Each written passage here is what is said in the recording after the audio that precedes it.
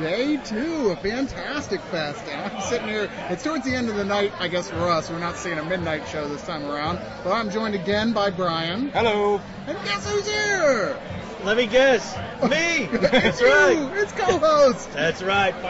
Finally getting to hook up with you guys. I didn't know they let robots in this bar. They don't let. Well, I had to sneak in here, so I just roll my little ass right on through the little corner there where the rat comes in. That's exactly where I'm coming in. They made an exemption for Fantastic Fest, I think. Oh yeah. Robots allowed just this once. No shit. They're droids. We don't serve their kind here. We're making posters out of them and everything. Yeah. So. But yeah, man. I mean, I'm glad to finally hook up with you guys because I only made it to one film last night. I still need to hear what you guys saw. I'm sure you guys already did a recording of yesterday, right? We talked about some of the stuff that we saw. I don't think we talked about the last movie we saw yesterday, though. No, I don't think we did either. But you know what? Since you're fresh here, you haven't done one yet, why don't you tell us what, start with a film that you saw. Okay, the first film I saw was a film called Boys on the Run. Oh, see, that's one of the ones I haven't seen yet. And it's fucking hilarious. It's pretty much about this uber geeky ass pervert who, this is a kid, it's a fucking guy. He's 29 years old. He wakes up with the biggest boner. It's like Mount Fuji explodes in his pants every time. And you see it because it's Japanese. You definitely. That's one thing I love about the Japanese. They don't know anything about subtlety. Nope. No. But it's just the life of this guy who actually finds a girl who falls for him and manages to really fuck it up, So, and that's pretty much the premise of it. And it's just seeing this guy doing the most stupidest things to try to get this girl back. Right. And everything he does is the ultimate fail. And it gets worse and worse as soon as it becomes like a pervert trying to find love, and then it turns into Rocky somehow. Okay. Yeah. And then apparently he's a taxi driver at some point. There is a homage to Taxi Driver that they just kind of throw in. And I literally mean throw it in. It just comes comes out of nowhere. Yeah, and it's a hilarious fucking film. It really is. I don't know if some people. I can see some people maybe finding the subject matter not interesting, only because there's no fucking there's no giant robot war or anything at the end. Sure. But as far as a kind of one of those oddball type films, I love it. It was based on a manga too, apparently. Really? Yeah. So okay. I had no idea. Yeah, I guess probably one of several this year. Yeah. Or maybe just 20 or 30 here. What's interesting though? You saying that now, that it reminds me of a really perverted, fucked up, brutal reality version of Scott Pilgrim. Jesus. Yes. Scott the Pilgrim. Yeah. What about you, Brian? I have actually seen very little today. I've been mostly working and answering the VU questions. Thank you very much, listeners, for submitting those. But I did, Cyrus and I both just got out of a great fucking zombie movie called Juan of the Dead. You heard that right. Juan of the Dead. Juan of the Dead. I'm Juan de los Muertos. Glad you guys said that because I looked at that title and I was like, that title has a lot to fucking live up to. It does, but the great thing about it is that it's not trying to be Shaun of the Dead. What it's doing, not even trying, but it's succeeding in doing, is being Cuba's first zombie film. And what I mean by that is being a zombie film with its own cultural identity. Oh, totally. And it incorporates so many different aspects of Cuban life into the story. It's entertaining. The characters are great. It's a little rough around the edges on the CG, but I mean it's completely forgivable considering it's a very, very low budget movie. And I don't know. I loved it.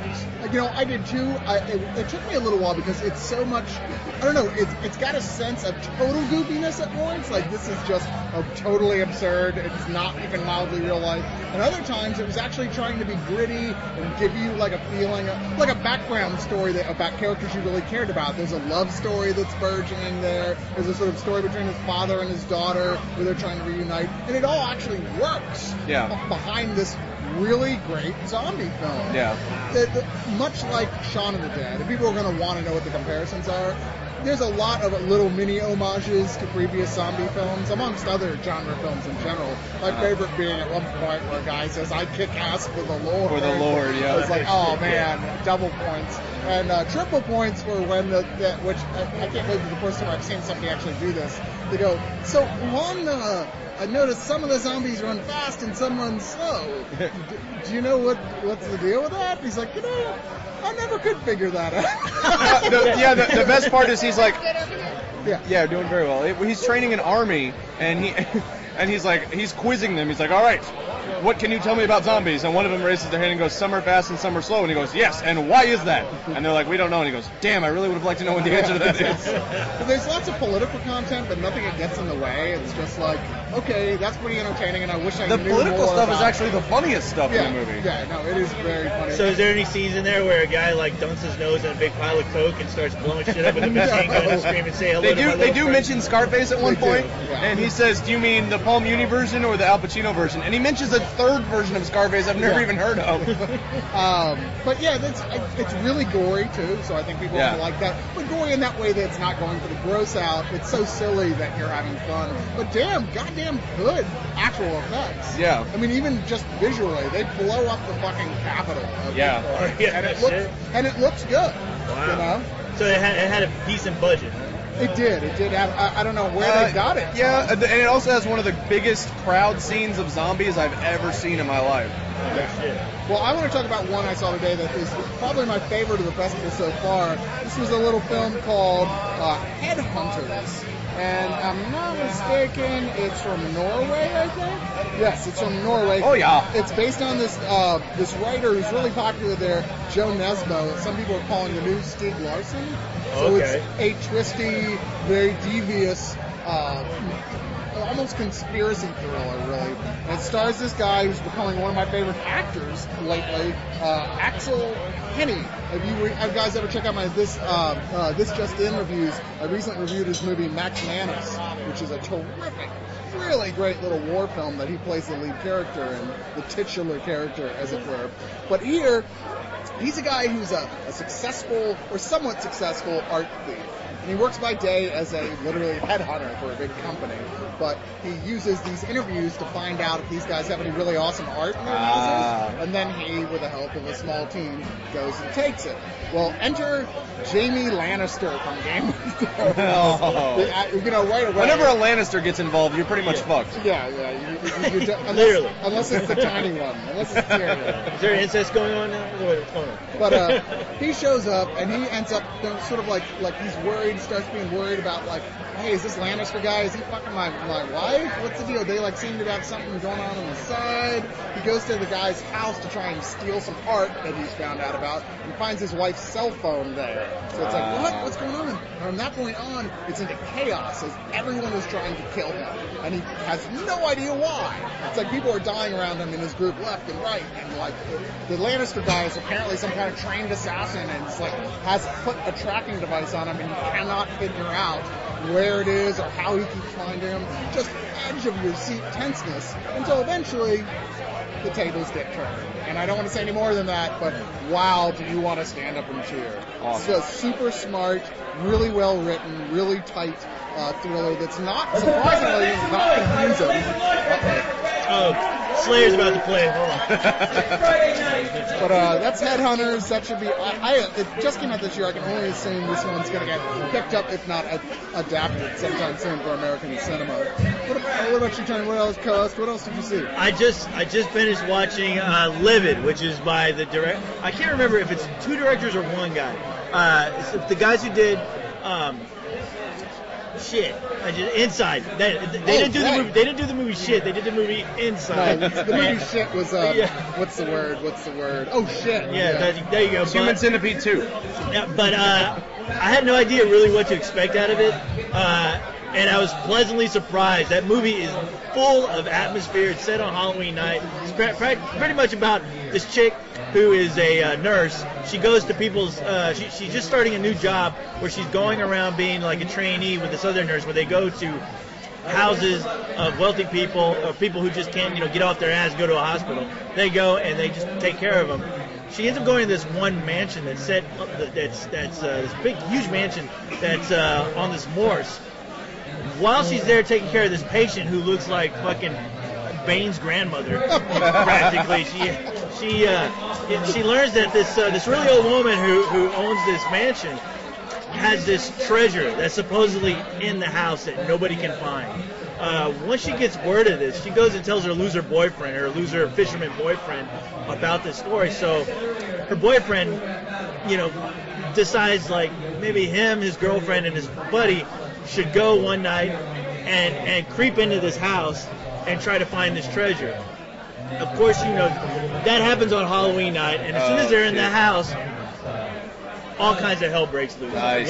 without them even knowing. And the thing about this movie is, when you first watch it, the atmosphere is great, really creepy. It seems like a haunted house movie. Yeah. And as soon as you think you have figured out what it is, it fucking completely turns a 180, and it turns into something else that is just mind-blowing. It's something so original. I've never seen a movie do this as far as with the storytelling. Really? But it's really cool, really creepy. The only thing is, it does take its time setting up. It's not like Inside, where they just, all of a sudden, it just hits you over the head. This definitely takes its time setting up, but if you're patient, the payoff is really well worth it. At least I thought. Okay. Only because I've never seen anything like it. Well, no, let me ask you, because I'm a big fan of Inside, as you know.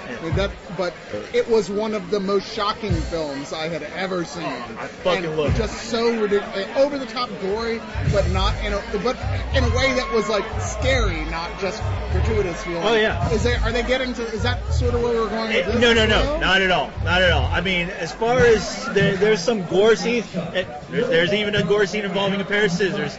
But the thing is, it's not Inside. Even though there is a gore element to it, I want to say they held a little bit back. They didn't get as intense. And I'm pretty sure what I saw, it's not like I saw a rated version. I'm pretty sure I saw an unrated version. Well, yeah, you can't imagine they'd show it. It's not that type of story where they need to do something like that, The story itself, it's a lot more involved, and also dealing with a supernatural kind of element that you're really kind of unprepared for. So I mean, I wasn't missing the gore, because honestly the story was really interesting to where it really didn't need it that much. No. Well, guys, you want to change tables? Yeah, it's a testament to the awesomeness of Fantastic Fest. We had to move tables because there is a rap battle going on, and the sample behind the guy rapping is the Peanuts theme. Amazing. Even better, it's an impromptu rap battle. Yeah, an impromptu rap battle. Directors and stars and writers and fans of Fantastic. Greatest film festival ever. Oh, fuck yeah. Just wait till karaoke night.